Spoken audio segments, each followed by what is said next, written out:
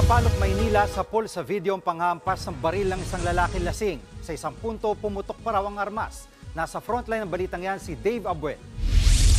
Linggo ng gabi nang makunan sa CCTV ang lalaki nakadilaw na t-shirt sa Sampaloc, Maynila. Nilapitan niya isa pang lalaking nakatambay sa gilid ng truck. Ilang saglit pa, bumunod siya ng baril sa kahinampas ng lalaki. Agad namang lumayo ang hinampas, pero hindi siya tinantanan na nakadilaw at muli pang nanghampas gamit ang baril. Ang sumunod na eksena, makikita ang lalaki ng hampas na inieskorta na ng pulis. Siya si alias June. May napag-usapan ng dalawa. Bakit nagkaroon ng konfrontasyon?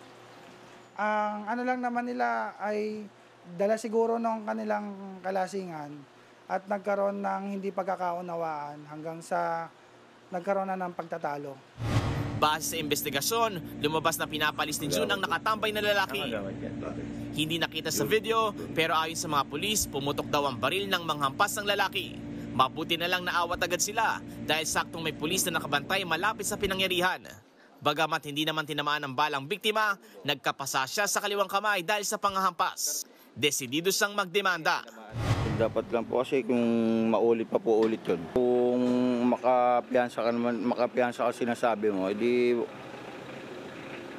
okay lang, wag mo na uulitin yun.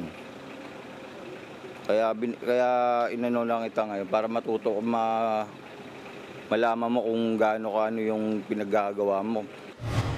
Nasa kusodiya ng Sampaloc Police si June. Naharap siya sa reklamong grave threat at physical injury. Bukod pa yan sa reklamong isasampa sa kanya dahil sa pagdadala ng baril kahit wala siyang permit to carry.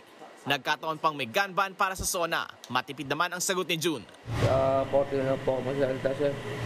Nagbabalita mula sa Frontline, Dave Abuel, News 5.